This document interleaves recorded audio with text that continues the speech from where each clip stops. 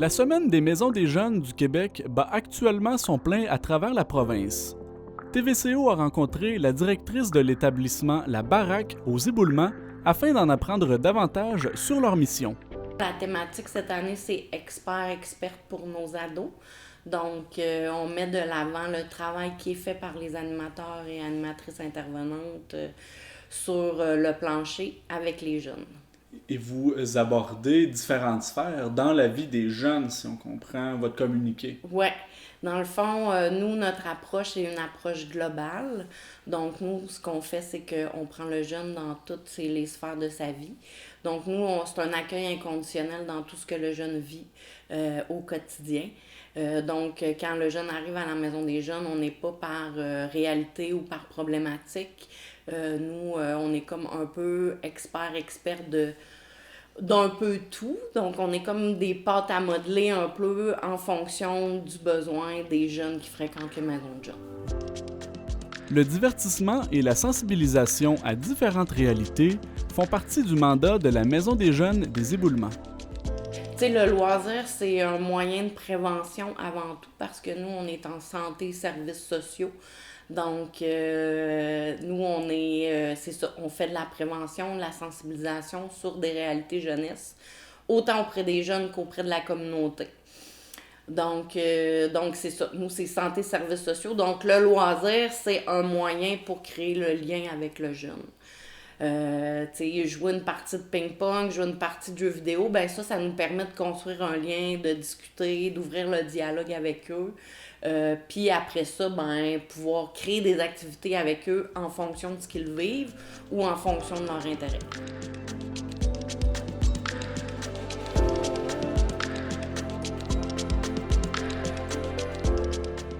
Nous, on met pas d'étiquette sur les jeunes qui fréquentent la maison des jeunes. Donc, le jeune arrive avec ce qu'il est. Puis nous, dans le fond, le but, c'est de construire un lien significatif avec eux. On n'est pas l'école, on n'est pas la maison, on est autre chose. On est un milieu de vie sécuritaire pour s'épanouir aussi. Donc, c'est ça qu'on essaie de mettre de l'avant.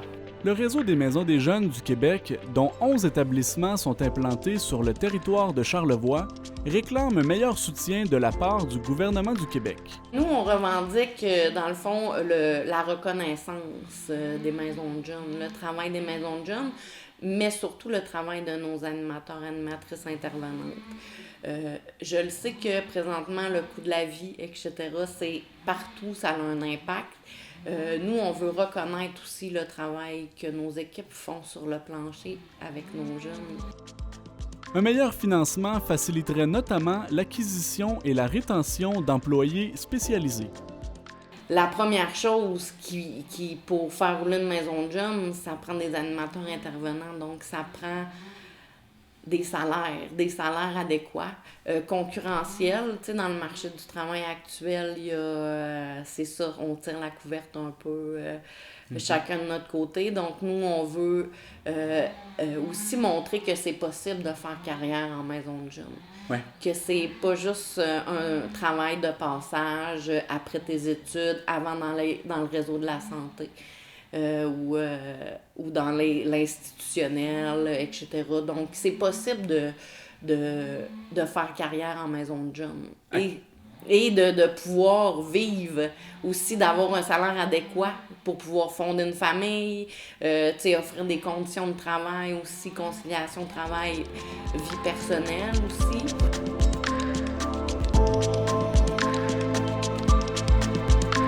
À titre d'illustration, le ratio entre ce que vous recevez comme financement et ce que vous auriez besoin pour bien fonctionner? Ben, c'est sûr que ça dépend de chaque organisme aussi, tu sais. Nous, nos besoins sont différents qu'une maison des jeunes, peut-être dans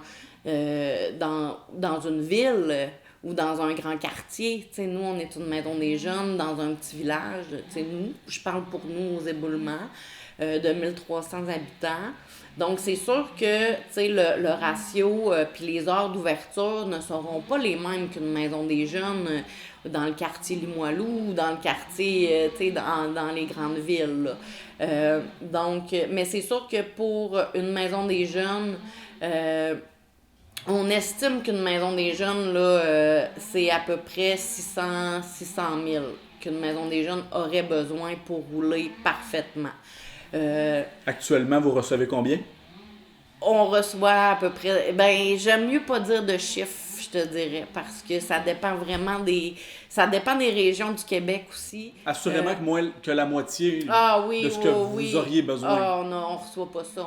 Vous recevez même pas la moitié. Non. Cassandre Lessard indique que les revendications des établissements jeunesse sont également fondées sur une vision à long terme. Pouvoir être capable de se projeter en avant, de pouvoir dire, bon, ben, tu sais, la maison des jeunes, on le sait que c'est important d'avoir des maisons des jeunes dans nos communautés, mais c'est aussi important de pouvoir se projeter dans l'avenir parce que des jeunes, ils vont en avoir dans 10 ans, ils vont en avoir dans 15 ans, puis on le voit juste ici aux éboulements, les classes augmentent. Donc, on le sait qu'éventuellement, il va y avoir des nouvelles cohortes de jeunes, ils vont vieillir, ces jeunes-là. Ouais. Donc, il faut être là dans 10-15 ans, d'être capable de se projeter. Donc c'est ça, tu sais, de travailler aujourd'hui pour demain. Les 11 maisons des jeunes de Charlevoix accueillent, sur une base volontaire, les jeunes âgés entre 10 et 17 ans pour échanger, se divertir, s'informer et participer à des projets communs.